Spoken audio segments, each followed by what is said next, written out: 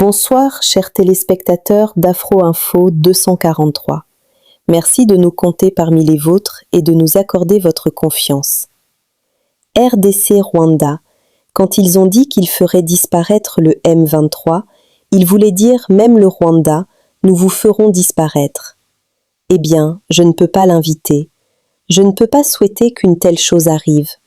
Mais quand elle arrive, quand je n'ai pas pu l'éviter, je pense qu'ils nous trouveront. Paul Kagame. Nord Kivu, le retrait de combattants du M23 de plusieurs localités du territoire de Lubero. Face aux interrogations, le M23, nous ne quittons pas. Nous pouvons faire un pas en arrière pour en faire 1000 autres plus bénéfiques. Depuis que les réseaux sociaux ont trompé la population qu'on va quitter, où est-ce qu'on en est? On est toujours là, on ne quittera pas. Et j'ai rassuré la population qu'on n'est pas là pour quitter. Bien au contraire, on est là pour consolider la paix qu'ils ont. C'est une denrée rare. La paix, la sécurité, mais aussi le développement. Nous voulons amener notre population dans la lancée de développement pour qu'elle puisse prendre charge d'elle-même et développer leur milliers, même aussi développer le secteur économique. Donc, il n'en est pas question. On ne quitte pas. Je les ai rassurés qu'on peut faire un pas en arrière pour faire 1000 d'autres et plus bénéfiques. C'était un problème et une stratégie militaire qui n'a rien à faire avec le brouhaha des réseaux sociaux.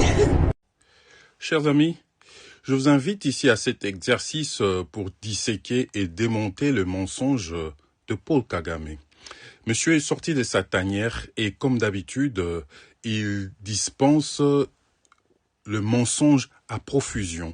Notre devoir, parce que notre silence nous rend complices, c'est de démonter, prouver le contraire, démêler le vrai du faux de ce que veut propager Paul Kagame. Ce qui est une fuite en avant pour lui parce que il a résisté pendant 30 ans parce qu'il a su créer la confusion. C'est faire passer pour la victime alors que c'est lui l'agresseur.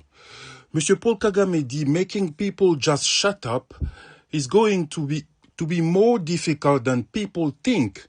Ici, il faudrait se demander à qui Paul Kagame s'adresse. Sans doute, il s'adresse directement à Donald Trump, le président américain qui est le garant de l'accord de Washington entre le Rwanda et la RDC, qui lie ces deux nations et qui leur rend responsable du résultat du retour effectif de la paix que Paul Kagame a signé. C'est un message de défiance. Il défie le président américain. Telling us to shut up. We will support those who want to come and kill you. Il dit, les Américains leur ont dit, on va appuyer ceux qui veulent venir vous tuer, like they kill you last time, comme ils vous ont tué la fois dernière. Il fait ici allusion au génocide rwandais de 1994. Ce qui est très peu vraisemblable, je vois pas un message diplomatique de manière aussi crue. N'oublions pas que nous avons face à nous un menteur pathologique. Paul Kagame. Il veut manipuler, préparer l'opinion publique pour dire que on veut du mal au Rwanda. The only way you want to make me shut up is when I'm dead. That's it. Il menace comme d'habitude, comme il disait, il faudrait me marcher dessus pour me faire taire et ainsi de suite. Mais s'il faut pas oublier, monsieur est dans une stratégie de victimisation.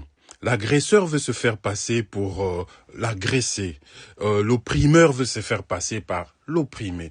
Paul Kagame ne surprend pas et il refait ce qu'il a toujours fait. Mentir, manipuler et maintenir l'agression de la RDC pour profiter et en tirer des dividendes économiques. Et en faisant de millions de morts sans aucun remords comme si de rien n'était. Ensuite, monsieur dit, belittling, excusez-moi, j'essaie de lire sur le téléphone, c'est pas facile. Belittling everything and making it look like some people's lives are worth more than others. Vous minimisez tout, vous nous prenez d'en haut, comme si la vie de certains valait plus que la vie des autres. Ici, il prend à partie la partie américaine, leur accusant de avoir un penchant pour la RDC, prenant de haut le Rwandais comme si la vie de Rwandais valait moins que la vie de Congolais. Mais attendez, ça fait 30 ans que ces conflits durent dans l'est de la RDC. Combien de victimes côté rwandais? À part les dégâts collatéraux ou quelques victimes de manipulation quand Paul Kagame décide de faire tomber une roquette dans un village, même pas un mort, quelques blessés. Mais du côté congolais, M. Paul Kagame dit, comme si la vie de certains valait plus que la vie des autres. Mais où sont les victimes? Soyons factuels. Les victimes jusque-là, depuis 30 ans, sont sur le sol congolais. Il y a des Rwandais là-dedans. Mais les Rwandais qu'on n'a pas invités en RDC, les Rwandais que Paul Kagame a envoyés au Congo pour faire la guerre. Les victimes sont tout d'abord congolais. Paul Kagame ne peut pas être celui qui cause la mort en RDC et celui qui demande d'être considéré comme une victime au Rwanda, qui nous sort une seule victime de ce conflit de 30 ans, de ce conflit qui est résultante de son agression, de l'agression du Rwanda contre la RDC depuis 30 ans. Une seule victime rwandaise, un seul territoire, une ville, une commune, une avenue rwandaise occupée par les forces étrangères, notamment les forces congolaises. Zéro. Mais ici, comme je disais, la stratégie de victimisation, monsieur s'est fait passer quand même. Il a le culot de se faire passer pour la victime. Il parle même au nom des morts, comme si les morts de certains valaient plus que les morts des autres. De quelle mort parle-t-il? Il n'y a pas de mort côté rwandais. Les seules morts, ce sont les morts qu'il cause. Et même si on revenait en arrière, s'il faisait allusion aux morts du génocide rwandais de 1994, son armée de conquête de pouvoir contre le président Habyarimana a joué le rôle déclencheur de ces victimes et de ce génocide en abattant un avion d'un président légitime du pays, M. Habyarimana. Et ensuite, l'histoire nous apprend, les faits démontrent que au Rwanda, il n'y a pas eu un camp de anges d'un côté et un camp de démons de l'autre côté. Hutus et Tutsis se sont entretués.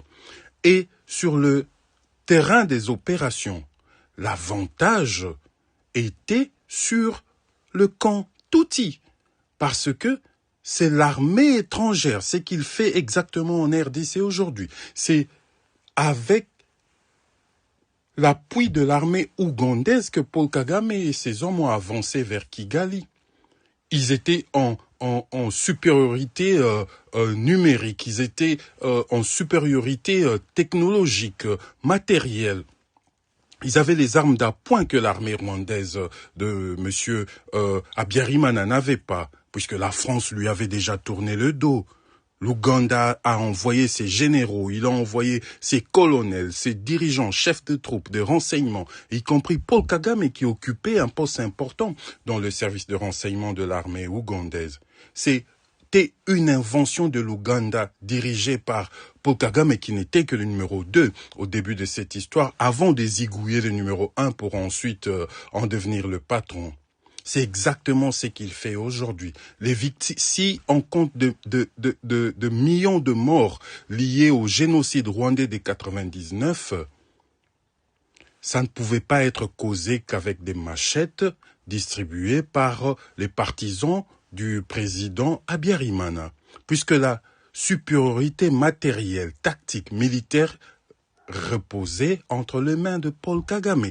Donc, je veux dire, les Rwandais se sont entretués entre Hutus et Tutsis. Et il n'y a pas une autre histoire sauf celle qu'on a racontée au monde pendant 30 ans. Heureusement, la vérité finit toujours par éclater. Personne ne croit plus à cette histoire des génocides Tutsis. Le génocide était rwandais. Hutus et Tutsis se sont entretués. Donc, faire ici une comparaison de morts rwandaises, congolaises, nous ne voyons pas où est-ce qu'il veut en venir, ces manipulateurs, parce que depuis 30 ans, c'est lui qui tue des millions de Congolais en RDC. Ensuite, il dit, « We are a small country, very insignificant in many ways. You can arm to us. » Il veut dire, « You can arm us. » Vous pouvez nous faire du mal. « But wishing us away. » Encore une faute de la présidence rwandaise. Ils sont forts dans les fautes en anglais. C'est une langue qu'ils ne maîtrisent pas encore. Ils sont devenus anglophones il n'y a pas très longtemps. But, peut-être qu'il voulait dire wiping us away is not a small thing. Nous sommes un petit pays insignifiant, mais vous pouvez nous faire du mal comme vous le pensez, mais nous éradiquer du surface de la terre, ça sera pas une chose facile. Une profusion de menaces encore jetées en l'air. On va pas s'attarder sur là. When they said they will make the M23 disappear, they meant even Rwanda. Et ici, ils renchérit. Quand ils disent qu'ils veulent faire disparaître le M23, en réalité, ils doivent savoir que c'est de la disparition du Rwanda qu'ils veulent. Ici, noir sur blanc, monsieur porte la responsabilité du M23. Il lie le sort du M23 au sort du Rwanda. Le mystère est levé, l'équivoque est levé. Le Rwanda officialise son agression, déclare la guerre à la RDC et on doit le prendre tel que. Il n'y a plus à prendre les gants, à regarder les choses autrement. Les amis du Congo, le gouvernement congolais, agissons. Nous sommes en guerre, Kagame l'a officialisé. S'il vous plaît, prenez juste une minute pour liker et partager cette information. Merci pour votre soutien. Bonjour et bonsoir à tout le monde, où que vous soyez en ce moment. Je viens dénoncer la manipulation des Banyamulenge par ceux qui les envoient à la mort depuis plus de 30 ans dans des guerres qui ne sont pas les leurs. Nous dénonçons solennellement Azarias Robérois, Moïse Nyarugabo et aujourd'hui Freddy Kaniki. Depuis plus de 30 ans, ces responsables politiques, sous la manipulation rwandaise, entraînent les enfants des autres dans des conflits qui ne sont pas les leurs, tandis que leurs propres familles vivent loin des champs de bataille. Cette pratique doit cesser. Peu avant le 10 décembre 2025, ils ont notamment appelé les Twirwaneho à attaquer le point zéro. Cette offensive s'est soldée par la mort de nombreux jeunes, parmi lesquels Malipo et plusieurs autres. Quelques jours plus tard, nous apprenions pourtant que la communauté internationale avait demandé au Rwanda de quitter la ville d'Uvira. Une question alors fondamentale s'impose. Si Azarias, Nyarugabo et Kaniki savaient déjà qu'ils devaient quitter Uvira, pourquoi ont-ils envoyé ces jeunes mourir à point zéro? Pour quelle cause ont-ils sacrifié leur vie? Ou bien considère-t-on que ce sont toujours les enfants des autres qui doivent payer le prix de la manipulation rwandaise? Azarias Robérois a aujourd'hui des enfants adultes qui poursuivent leurs études universitaires aux États-Unis. Pourtant, jamais il n'a envoyé ses propres enfants combattre. Pourquoi serait-ce toujours les enfants des autres qui doivent mourir? À vous, mes frères et sœurs Banyamulenge, jusqu'à quand accepterions-nous d'être ainsi dupés? Freddy Kaniki est dans la même situation. Il a notamment un fils de 22 ans, étudiant dans une université prestigieuse aux États-Unis. Son fils n'a-t-il pas le même sang que les autres? Pourquoi demande-t-il aux autres enfants de combattre jusqu'à la dernière goutte de leur sang, tandis que les siens demeurent en sécurité à l'étranger? Moïse Nyarugabo, lui aussi a des enfants adultes. Pourquoi ne sont-ils pas appelés à rejoindre le front? Nous l'avons vu récemment, Moïse Nyarugabo à Nairobi, exhorter les enfants des autres à rentrer au pays pour combattre. Où sont les siens? Parce qu'ils vivent paisiblement aux États-Unis. Permettez-moi également d'évoquer un fait concernant Moïse Nyarugabo. Le fils de son frère biologique, son neveu, Mugeyo Kade, a étudié le génie civil à l'université de Kasapa à Lubumbashi.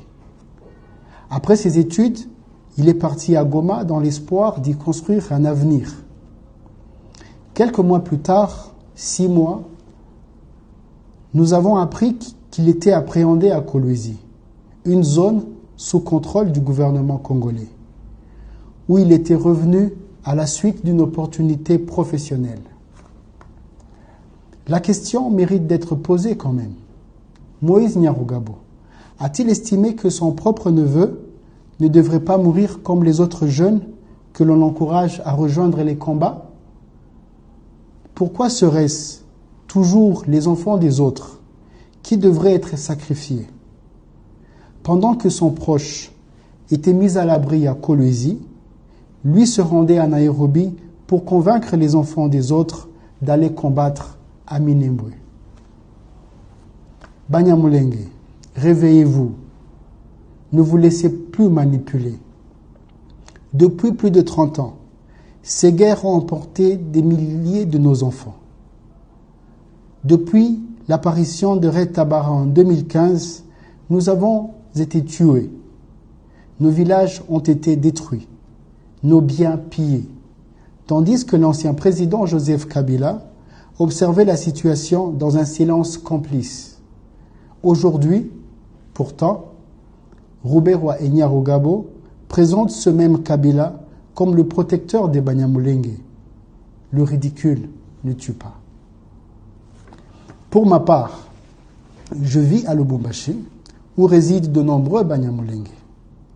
Il en est de même à Kinshasa, à Kalemi, à Uvira, à Bibogobogo, à Bunia et dans bien d'autres localités de la République démocratique du Congo. Oui, nous souhaitons que tous les Banyamulenge qui le souhaitent puissent rentrer chez eux dans la paix et dans la dignité. Mais Freddy Kanyiki a menti en affirmant qu'il était lui-même rentré au pays. S'il est réellement rentré, pourquoi son épouse? Nord Kivu, la population appelée à suivre l'exemple de la police nationale congolaise, PNC, qui effectue régulièrement le Salongo chaque samedi.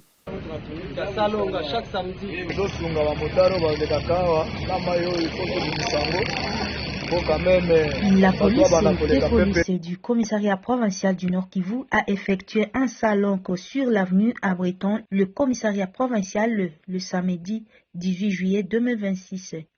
Sous le commandement du commissaire supérieur adjoint Franck, l'implication de ces éléments de l'ordre dans les travaux communautaires vise à rappeler leurs collègues ainsi que la population que chaque samedi, tout bon citoyen a l'obligation d'assainir son milieu de travail ou même d'autres lieux publics.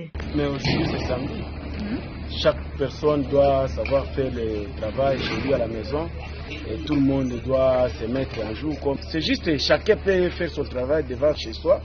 Même temps, il faut ça la musala nae. Ndenge sengeli salongo samedi ezapo na repoter.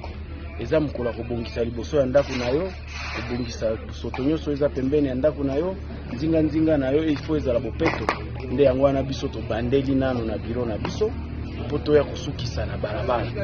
Signalons que cette activité vise à inciter la population à respecter les heures de Salongo, en outre de 7h à 10h, telles que instituées par le maire des villes de Béni, le commissaire supérieur principal Niofondo Jacob, qui vise à améliorer l'image de la ville de Béni. S'il vous plaît, prenez juste une minute pour liker et partager cette information. Merci pour votre soutien. La police nationale congolaise, commissariat provincial du Haut-Katanga, sous le commandement du général Blaise Kilimbalimba, avec l'appui de la 22e région militaire des forces armées de la République démocratique du Congo et des autres services de sécurité, a mené une opération spéciale de grande envergure de bouclage ciblé aux premières heures de ce vendredi 17 juillet 2026 dans le quartier Kassapa, situé à proximité de la prison portant le même nom dans la commune annexe à Lubumbashi.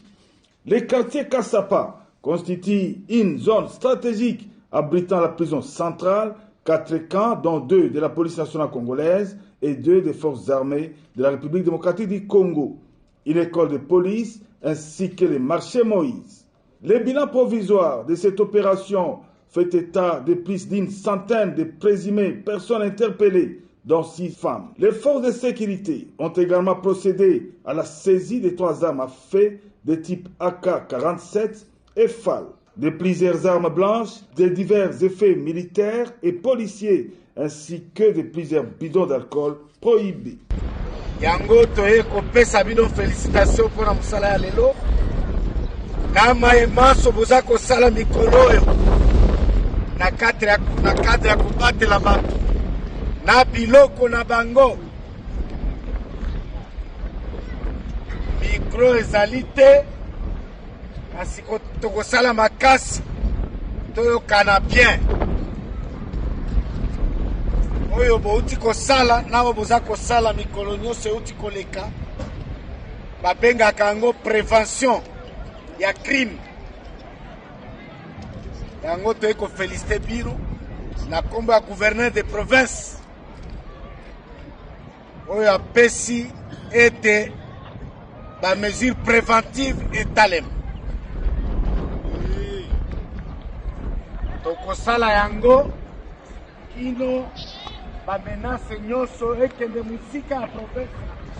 S'exprimant à l'issue de cette opération, le commissaire provincial de la police nationale congolaise Yo Katanga, le général Blaise Kilimbalimba, a indiqué que cette intervention s'inscrit dans le cadre de la poursuite de l'opération Ndobo, initiée par le vice-premier ministre, ministre de l'Intérieur, de la Sécurité et des Affaires coutumières, son Excellence Jacques Chabani, avec l'appui logistique de son Excellence Martin Kazembe Choula, gouverneur de la province d'Haut-Katanga. Le général Blaise Kilimbalimba a précisé que toutes les présumées personnes interpellées feront l'objet d'un tri avant d'être déférées devant les juridictions compétentes conformément à la loi. Il a enfin réaffirmé la détermination des forces de défense et de sécurité à poursuivre ces opérations spéciales de bouclage sur l'ensemble de la province du Haut-Katanga afin de renforcer la sécurité des personnes et de leurs biens et de lutter efficacement contre toutes les formes de criminalité. Monsieur le commissaire provincial de la police nationale, province de Haut-Katanga, mon général, les autorités ont bien suivi vos sages conseils et promettent une action sans faille. Eh bien, félicitations aux unités mixtes, FARDC, police et tous les services de sécurité qui ont accompagné ce travail. Les hommes sont à votre disposition pour la poursuite normale du travail. La police nationale congolaise Yo Katanga, le général Blaise Kilimbalimba, a présidé ce vendredi 17 juillet 2026 dans la salle de réunion Wantanchi de la mairie de Lubumbashi une réunion technique avec les responsables des sociétés privées de sécurité œuvrant dans la province du Haut-Katanga. Cette importante séance de travail s'est déroulée en présence des commissaires provinciaux adjoints de la police nationale congolaise du Haut-Katanga ainsi que de quelques membres de l'état-major. Les responsables des sociétés de gardiennage étaient conduits par le vice-président de leur corporation, M. Jonathan Goy, qui représentait le président de la dite corporation, l'honorable Yannick Lumbu, directeur général de la société CAC, empêché de prendre part à cette rencontre à la suite du deuil ayant frappé sa famille. Dans son allocution, le général Blaise Kilimbalimba a rappelé le cadre légal régissant les activités des sociétés privées de sécurité en République démocratique du Congo. Il a insisté sur les missions de contrôle et de régulation dévolues à la police nationale congolaise, notamment le suivi de l'application de la réglementation, la surveillance des sociétés de gardiennage, ainsi que le traitement des dossiers relevant de ces secteurs. Le commissaire provincial a également rappelé les conditions d'exercice de cette activité, notamment l'obligation de détenir un permis d'exploitation en cours de validité, de recruter un personnel répondant aux critères fixés par la réglementation et de veiller à la délivrance des cartes professionnelles après formation. Au cours des échanges, j'ai invité des responsables parce que je suis responsable. N'est-ce pas? Je tiens d'abord à féliciter les sociétés de gardiennage qui sont représentées par leurs DG respectifs ou par leurs directeurs provinciaux respectifs. Parce que le travail que vous faites, c'est un travail apparenté à la sécurité, lié à la sécurité.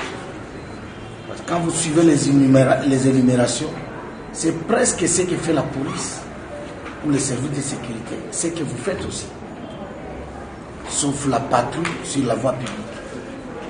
Mais l'usage des métaux, des détecteurs de métaux, et tout ce qu'on a, les caméras de surveillance, les C6 là, tout, c'est aussi nos méthodes de travail. Donc nous sommes presque intimement liés. C'est un travail de responsabilité. C'est une charge. Ça demande une étude d'évaluation au quotidien. Ce n'est pas que je l'ai fait dimanche, je ne le fais pas lundi. C'est du dimanche au dimanche que nous devons faire ce qu'on était en train d'énumérer là-bas. C'est une responsabilité, c'est une charge. Alors, s'il y a des sociétés qui ont délégué, alors bien délégués, ils sont aussi félicités. Une attention particulière a été portée sur les interdictions prévues par les textes en vigueur, notamment l'interdiction pour les sociétés privées de sécurité d'effectuer des patrouilles sur la voie publique, de détenir ou d'utiliser des armes à feu, d'arborer des tenues ou insignes prêtant à confusion avec ceux des forces armées de la République démocratique du Congo ou de la police nationale congolaise, d'utiliser des gyrophares, des sirènes ou tout autre dispositif de signalisation réservé aux services de défense et de sécurité, de participer aux opérations de maintien et de rétablissement de l'ordre public, de se mixer dans les conflits politiques ou sociaux, ainsi que de sous-traiter leurs activités à des structures ne remplissant pas les conditions légales.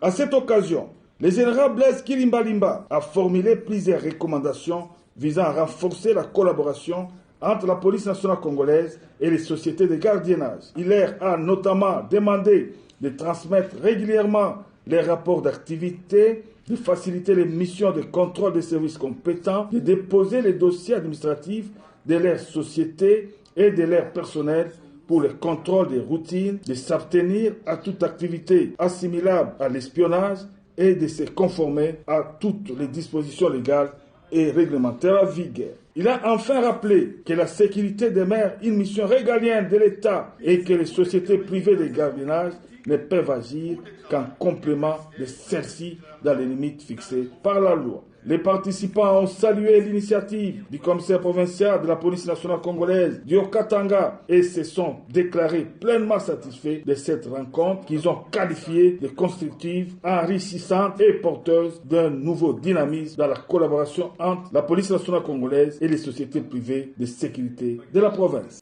Nous sommes arrivés à la fin de cette édition. Merci à vous de nous avoir suivis jusqu'ici. Si vous avez apprécié ces contenus, n'oubliez pas de vous abonner à notre chaîne, d'activer la cloche de notification pour ne rien manquer de nos prochaines vidéos. Likez et partagez cette vidéo. On se retrouve très prochainement. À bientôt.